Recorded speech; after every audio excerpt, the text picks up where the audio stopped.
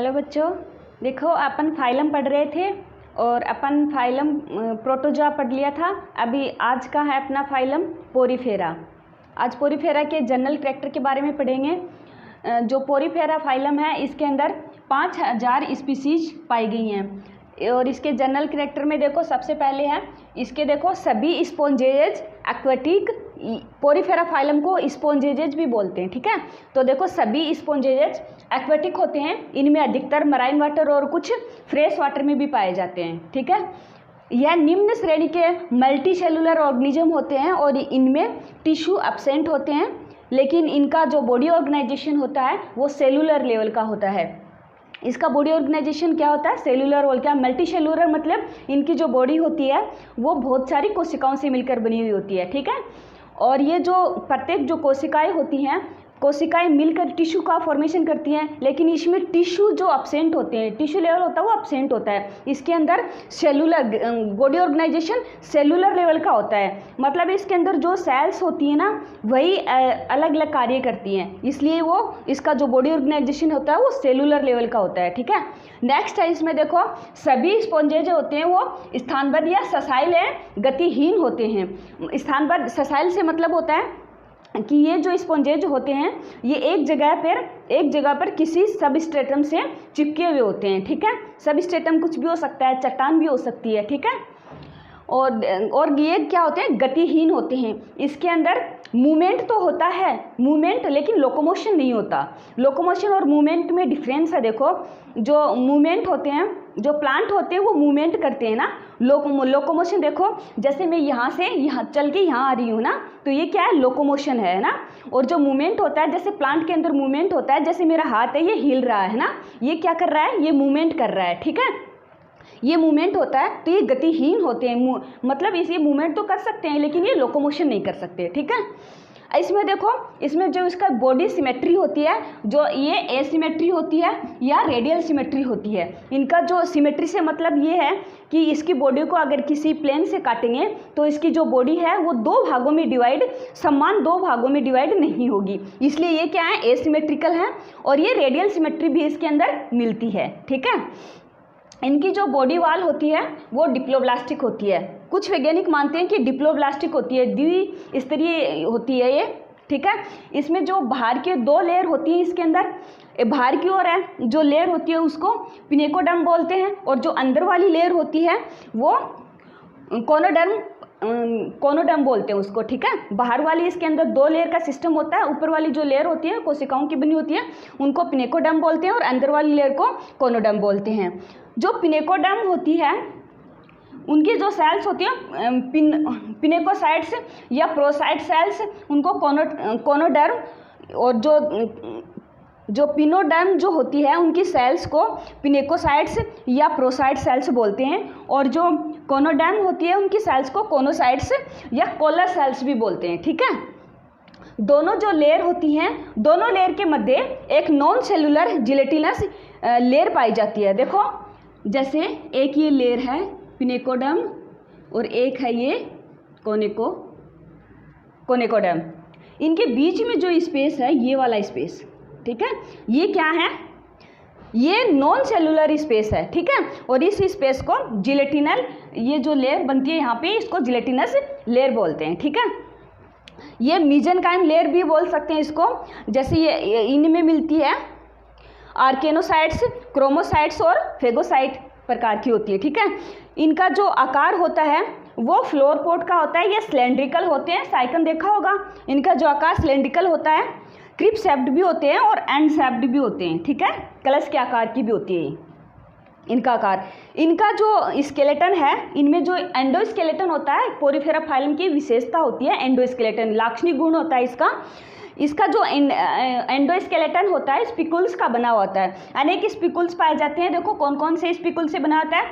Calcium स्पिकुल, silica स्पिकुल्स, स्पॉन्जिल स्पिकुल्स का इसका endoskeleton बना हुआ था। स्केलेटन सिस्टम होता है इसके अंदर कैल्शियम स्पिकुल्स, सिलिका स्पिकुल्स और स्पॉन्जिल स्पिकुल्स का बना होता है, ठीक है।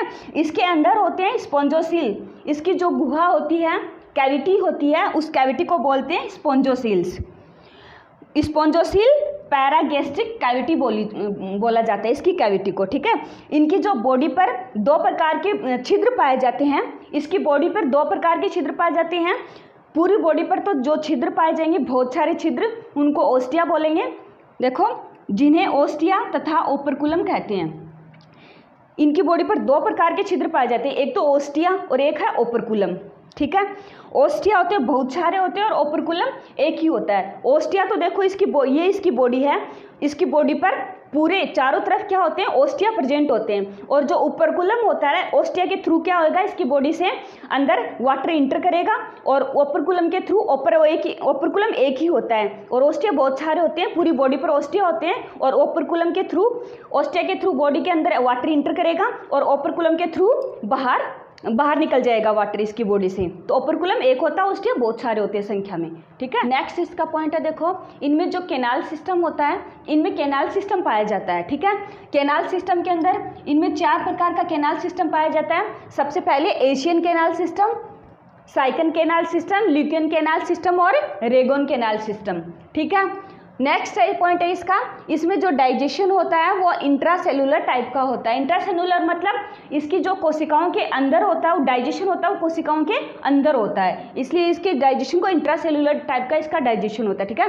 इन स्पॉन्जेज में ये स्पॉन्जेज होते हैं, सभी स्पॉन्जेज हर्मोफ्रोडाइट होते हैं, अर्थात ये जो मेल और फीमेल जो एनिमल्स होते हैं ना, वो एक ही एनिमल्स पर मिलते हैं। जो मेल फीमेल ऑर्गन होते हैं ना, वो एक ही एनिमल्स पे मिलते हैं, अर्थात मेल और फीमेल सेक्स ऑर्गन होते हैं ना, वो एक ही जीव पर पाए जाते हैं और सामान्यतः इनको मोनोसेक्स या बाइसेक्सुअल भी कहा जाता है, ठीक है। इनमें जो रिप्रोडक्शन की प्रक्रिया होती है वो एसेक्सुअल रिप्रोडक्शन भी होता है इनमें, और इनमें सेक्सुअल रिप्रोडक्शन भी होता है। नेक्स्ट देखो, इसमें एसेक्सुअल रिप्रोडक्शन किनके द्वारा होता है। इनमें जो एसेक्सुअल रिप्रोडक्शन होता है वो बेडिंग, फिजन, जेम्यूल्स के द्वारा होता है, ठीक है। और जो सेक्सुअल रिप्रोडक्शन होता है, इसमें जो सेक्सुअल रिप्रोडक्शन होता है स्पर्म और ओवा के द्वारा होता है, ठीक है। अब देखो, इन एनिमल्स में जो डेवलपमेंट होता है वो इनडायरेक्ट डेवलपमेंट होता है। इनडायरेक्ट डेवलपमेंट होता है मतलब इसमें लार्वा स्टेज पाई जाएगी, ठीक है। इनडायरेक्ट डेवलपमेंट होता है अर्थात इसमें लार्वल स्टेज पाई जाती है। और इसके जो 2 प्रकार के इसके अंदर लार्वा पाए जाते हैं। फर्स्ट है इसके अंदर एम्फीब्लास्टुला और पैरेन्काइमुला, ये 2 प्रकार के इसके अंदर लार्वा पाए जाते हैं। और इसमें जो रीजनरेशन की पावर होती है वो बहुत ही ज़्यादा होती है, अत्यधिक इसके अंदर रीजनरेशन की पावर होती है। रीजनरेशन का मतलब अगर इसके शरीर का, इसकी बॉडी का कोई भी भाग कट हो जाए तो वो कट हुआ भाग क्या है, पूरी बॉडी का फॉर्मेशन कर लेगा। इसके अंदर जो रीजनरेशन की पावर वो अत्यधिक होती है, ठीक है। अब देखो, ये इवोल्यूशनरी की दृष्टि से, इवोल्यूशन की दृष्टि से ये इवोल्यूशनरी डेड एंड होते हैं।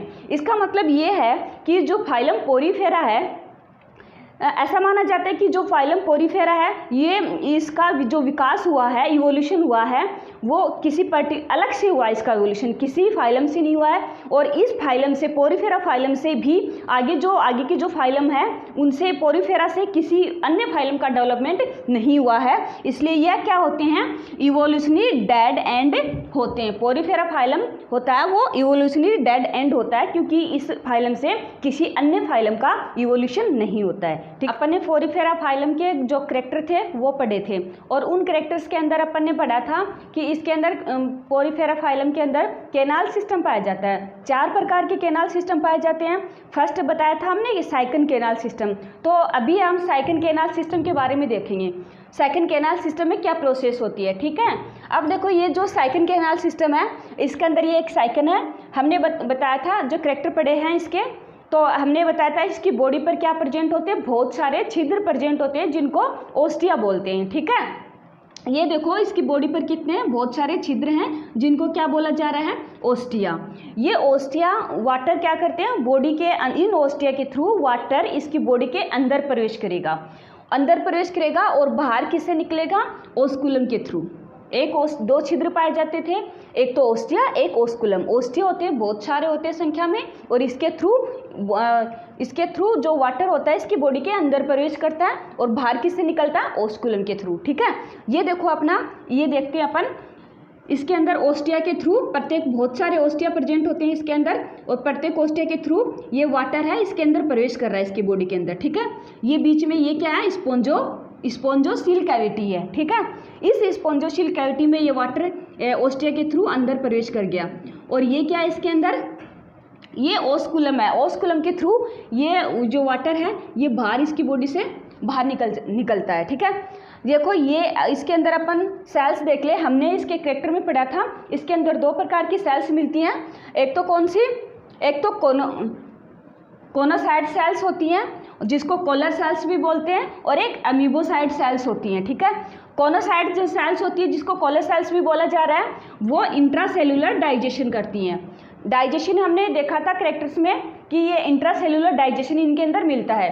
तो ये जो कोनोसाइट्स जो सेल्स होती हैं, कोलर सेल्स होती हैं, इनके ये इंट्रासेल्यूलर डाइजेशन करती हैं। और ये जो कोलर सेल्स होती है इनकी संरचना कैसी होती है, देखो ये एक कलश आकार की होती है। ठीक है, और ये इसके लास्ट में क्या है, फ्लैजिला लगा होता है। कलश आकार की कोशिका होती है, इसके अंदर ये कोलर सेल्स है, और लास्ट में ये फ्लैजिला लगा होता है जो वाटर करंट को बनाए रखता है इसके अंदर। ठीक है, दूसरी प्रकार की इसमें अमीबोसाइट सेल्स होती हैं जो क्या सिक्रीट करती है, एंडोस्केलेटन सिक्रीट करती हैं। इसका कौन सा एंडोस्केलेटन, इसके अंदर कैल्शियस स्पिकुल्स वाला जो एंडोस्केलेटन सिस्टम है वो अमीबोसाइट सेल्स करती हैं। ठीक है, ये देखो इसके अंदर ये भी एक साइकन है, ये क्या बनाई है अपन ने, ये कोनोसाइट सेल्स है, और ये इसके बीच बीच में ये क्या है, ये क्या है इसके अंदर, ये है अमीबोसाइट सेल। ये इसके अंदर कोनोसाइट सेल्स है और ये इसके अंदर अमीबोसाइट सेल्स है, और ये इसकी कैविटी है। इस कैविटी को क्या बोला जा रहा है, स्पोंजोसील। ठीक है, स्पोंजोसील बोला जा रहा है।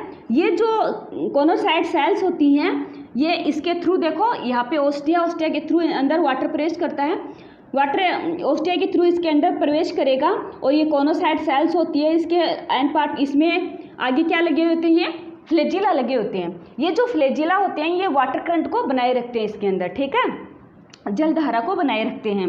और ये जो अमीबोसाइट सेल्स होती हैं ये क्या करती हैं, ये एंडोस्केलेटन सिक्रीट करती हैं, कैल्शियस स्पिकुल्स सिक्रीट करती हैं। ये देखो ये कैल्शियस स्पिकुल्स है, ये बनाती हैं अमीबोसाइट सेल्स। ठीक है, कोनोसाइट सेल्स होती हैं वो इसके वाटर करंट को बनाए रखती है और इसके अंदर डाइजेशन में हेल्पफुल होती है। ठीक है, अब ये देखो ये एक अपन देखते हैं इसके जो सेकंड कैनाल सिस्टम के अंदर 2 कैनाल्स पाई जाती है, एक तो रेडियल कैनाल होती है और एक है इसकी एक तो रेडियल कैनाल होती है, एक उसकी इनकरंट कैनाल होती है। देखो इस वाले डायग्राम में अपन देखते हैं, ये तो क्या है इसके अंदर रेडियल कैनाल, ये वाली देखो रेडियल कैनाल कौन सी है, ये वाली रेडियल कैनाल है। ठीक है, ये इसके अंदर रेडियल कैनाल है, ये रेडियल कैनाल है इसकी, ये वाली क्या है रेडियल कैनाल है इसके अंदर, है ना।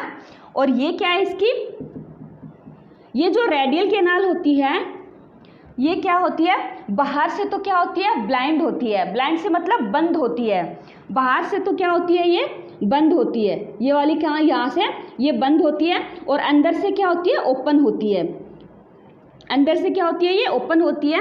और ये जहाँ से ओपन होती है ये इसके अंदर रेडियल कैनाल है, ये बाहर से सारी क्या होंगी बंद होंगी और अंदर से क्या होंगी ओपन होंगी, और एक छिद्र के द्वारा इस स्पोंजोसील में, ये स्पोंजोसील है यहाँ पे बीच में, इस स्पोंजोसील में एक छिद्र के द्वारा ये ओपन होंगी, उस छिद्र को क्या बोलते हैं एपोपाइल। देखो एक होती है इसके अंदर इनकरंट कैनाल, 2 कैनाल होती है, एक तो रेडियल कैनाल, एक होती है इनकरंट कैनाल। इनकरंट कैनाल होती है देखो ये वाली इनकरंट कैनाल होती है, बाहर दिख रही है ना ये वाली, ये इसके अंदर इनकरंट कैनाल है। ठीक है, और जो यहाँ पे इनकरंट कैनाल है इसके आगे वाला भाग ये क्या है ओस्टिया, ये इसके अंदर बहुत सारे ओस्टिया प्रेजेंट होते हैं, और ओस्टिया आगे किस में खुलेंगे इनकरंट कैनाल में।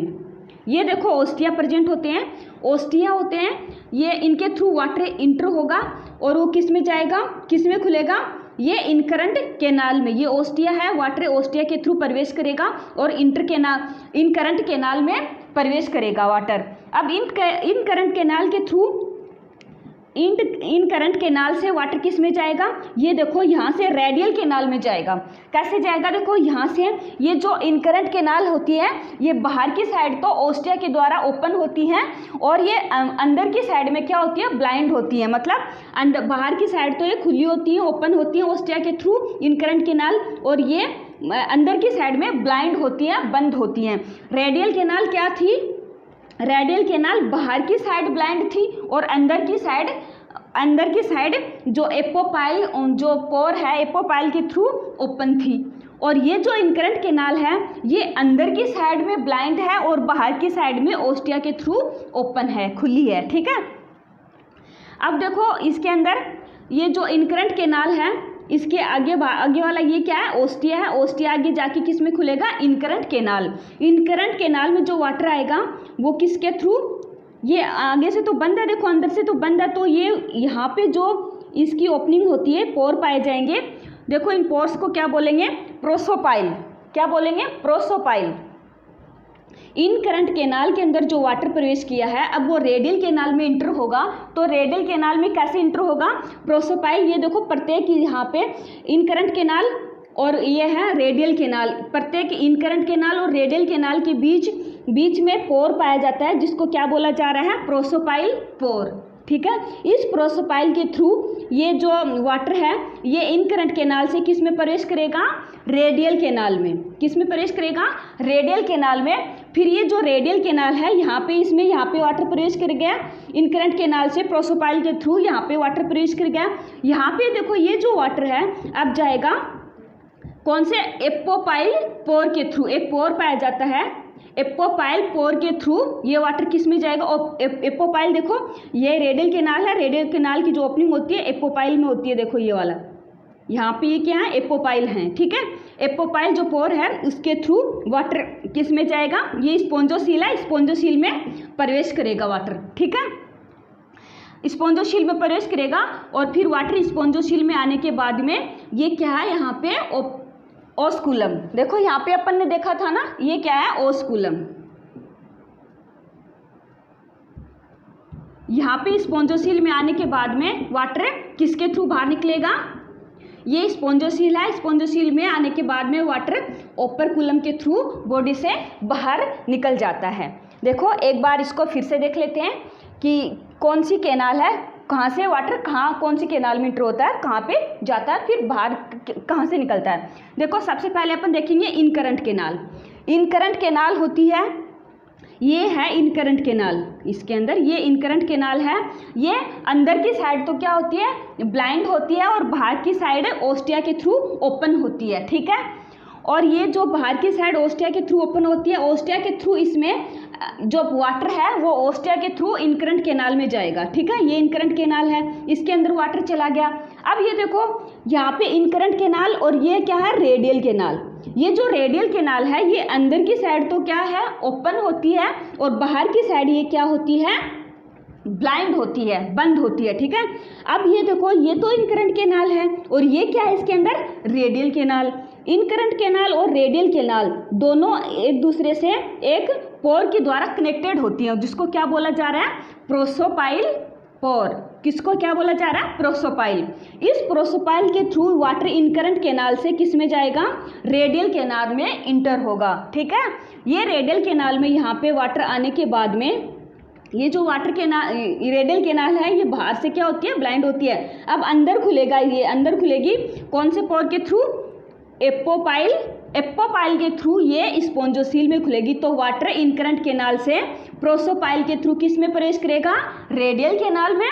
और ये जो रेडियल केनाल है ये एपोपाइल के थ्रू किस में प्रवेश करेगा, वाटर एपोपाइल के थ्रू, रेडियल केनाल से एपोपाइल के थ्रू स्पोंजोसील में प्रवेश करेगा और फिर स्पोंजोसील से वाटर ओस्कुलम के थ्रू इसकी बॉडी से बाहर निकल जाता है। ठीक है, ये साइकन के अंदर जो साइकन केनाल सिस्टम है ये इसके अंदर इस तरीके से वाटर करंट हो। फ्लो चार्ट के रूप में देख लेते हैं कि वाटर करंट कहाँ से कहाँ इंटर करता है। ये जो बाहर से जो वाटर है वो किस में प्रवेश करेगा, ओस्टिया के थ्रू, यानी ये ओस्टिया है और ये ओस्टिया है, इस ओस्टिया के थ्रू किस में प्रवेश करेगा, इनकरंट केनाल में। ये क्या है, इसके अंदर इनकरंट केनाल है, ओस्टिया की ये ओस्टिया के थ्रू इनकरंट केनाल में प्रवेश करेगा। ये फिर इनकरंट केनाल से वाटर किस में जाएगा, प्रोसोपाइल के थ्रू।